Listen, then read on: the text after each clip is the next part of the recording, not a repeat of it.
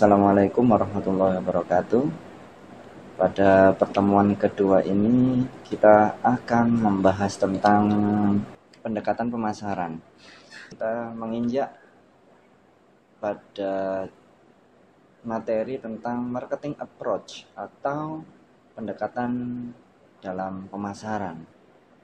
Latar belakang dalam materi ini adalah ada beberapa sih pendekatan di dalam pemasaran. Selama ini kita hanya mengenal pemasaran itu apa, kemudian manfaatnya apa. Sekarang kita akan membahas tentang pendekatannya. Sebelum masuki pendekatan, maka saya sampaikan dulu latar belakang. Latar belakang dari pemasaran adalah bagaimana seorang produsen itu menciptakan suatu produk yang bernilai dan bisa menyampaikan produk tersebut pada konsumen. Sehingga kalau dibuat bagan atau alur, maka di situ ada produsen, dia membuat suatu produk atau membuat suatu barang yang bernilai, baik jasa maupun manufacture. Agar barang tersebut sampai ke konsumen, maka diperlukan di situ adalah distribusi atau alur. Maka di bagan itu ada produsen, kemudian ada distribusi, dan yang terakhir setelah didistribusikan maka sampai ke konsumen. Kenapa kok perlu distribusi atau kenapa distribusi itu masuk di dalam marketing?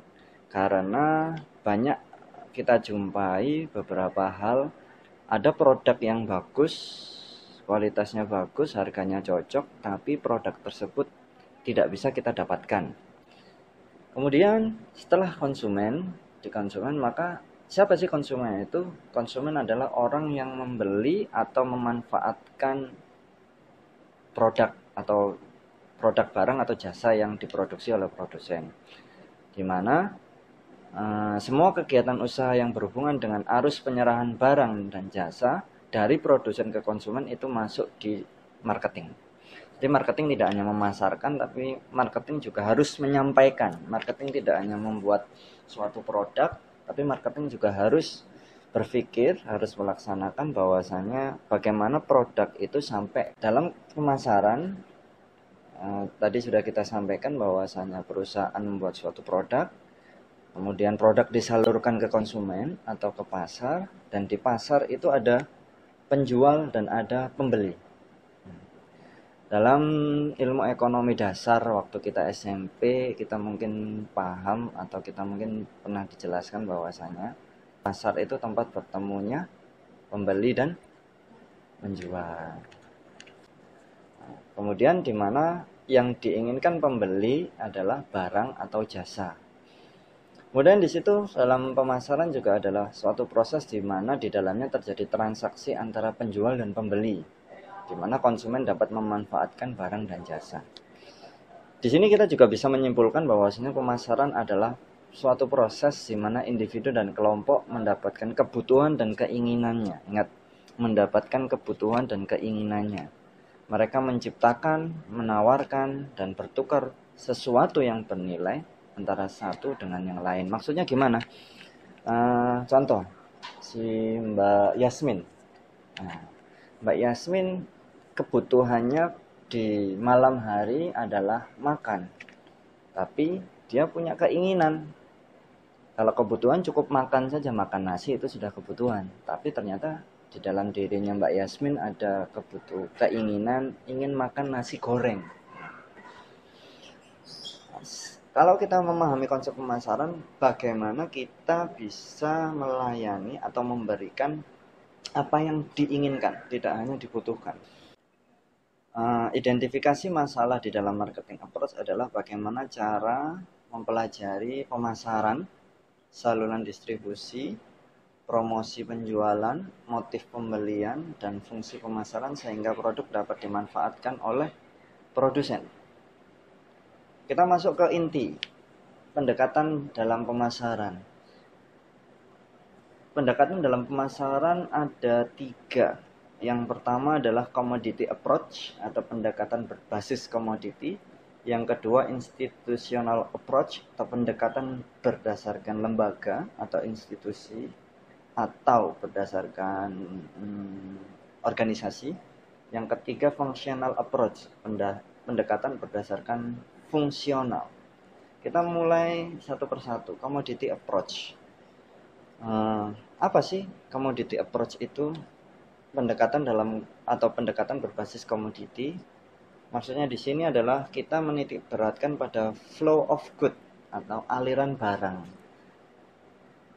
Dari mana barang itu berasal, di mana barang dihasilkan, siapa yang memproduksinya, siapa yang menjualnya, siapa yang membelinya, dan bagaimana mengirimkan atau mendelivery barang tersebut dari produsen ke konsumen. Itu disebut commodity approach. Kemudian institutional approach, yang kedua, pendekatan lembaga.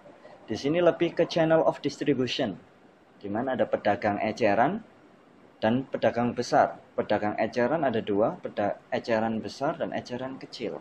Apa maksudnya di sini? Contohnya di sini yang lebih menggunakan institutional approach adalah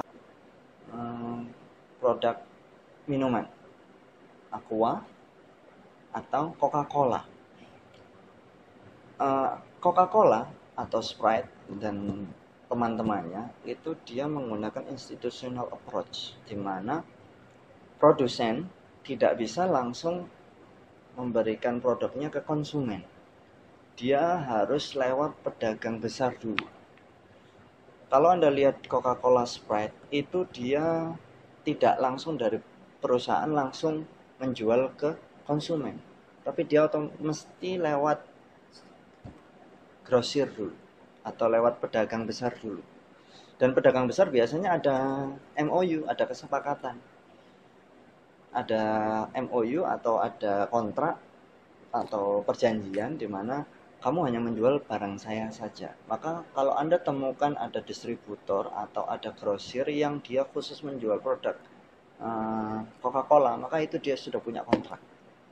Di mana keuntungannya biasanya persentase dari penjualan saya untuk toko kamu dan sebagainya. Tapi syaratnya kamu tidak boleh menjual produk lain, apalagi produk kompetitornya.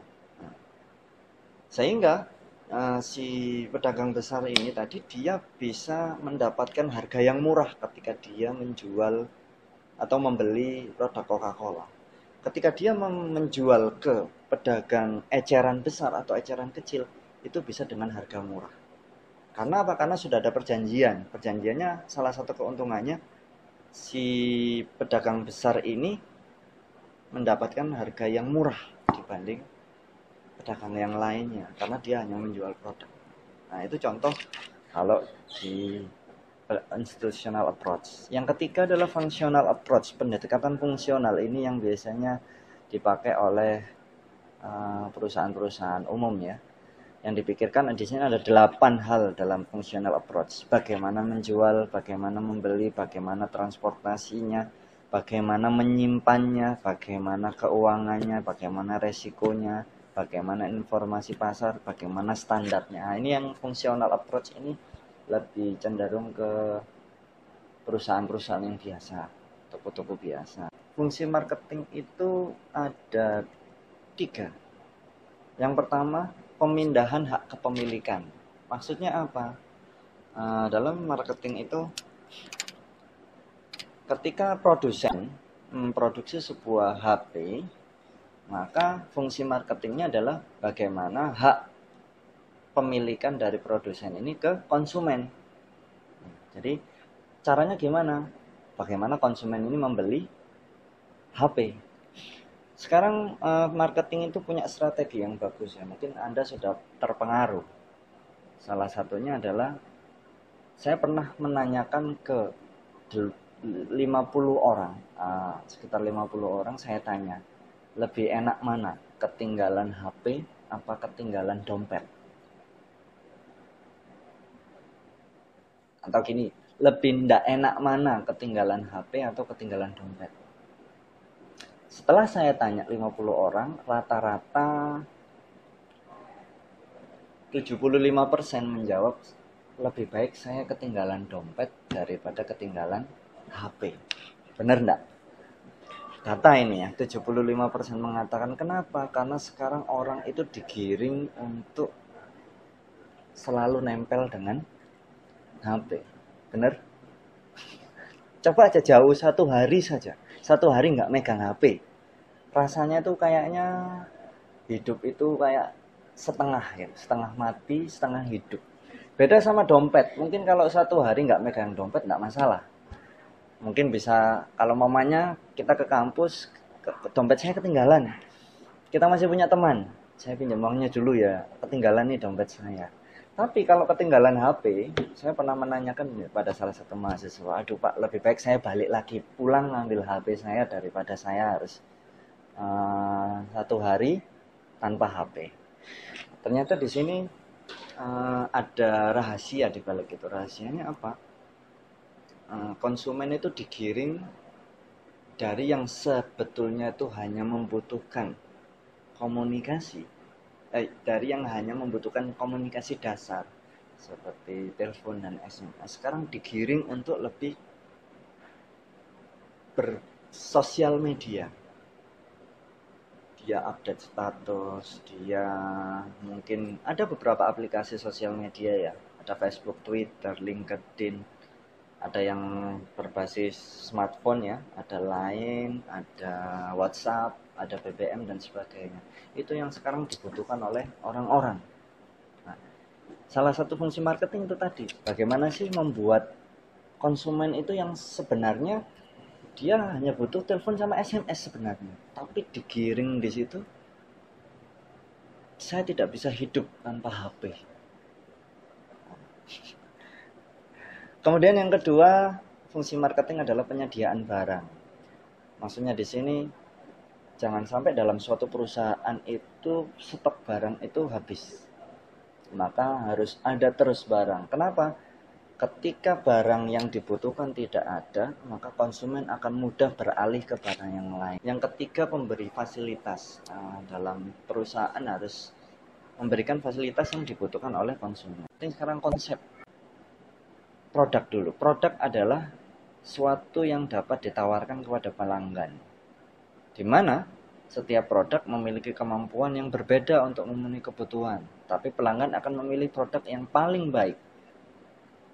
Produk harus bisa memberikan kebutuhan, harus bisa memberikan keinginan sehingga tercipta permintaan oleh konsumen. Jadi gini, konsep dalam pemasaran intinya adalah bagaimana membuat kebutuhan dan keinginan konsumen, atau bagaimana memberikan apa yang dibutuhkan atau apa yang diinginkan oleh konsumen.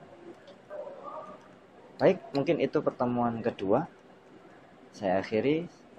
Mungkin akan ada tugas untuk kelompok, maka silakan dibuat kelompok, dibagi 2 kelompok. Kelompok pertama adalah nomor NIM yang berakhiran genap, kumpul dengan kelompok NIM yang berakhiran genap.